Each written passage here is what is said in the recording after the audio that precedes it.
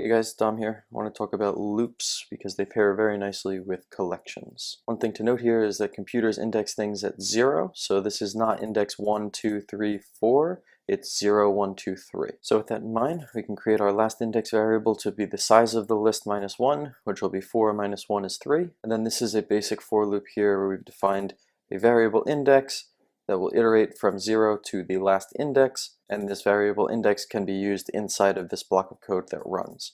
In order to access a particular element of the list, we can call family at index with these little square brackets. We end up running it and we get the output we expect. A simpler for loop that does the exact same thing. Run it again, we get the same output, just makes the most sense to read, but you can call for each on a collection, and then inside this block of code, each one of these elements will be passed into here that you can do something with. When we run it again, we get the same. A variant that is sometimes helpful is the for each index. When we run the output, we can kind of see exactly what's happening. And there you have it, for loops.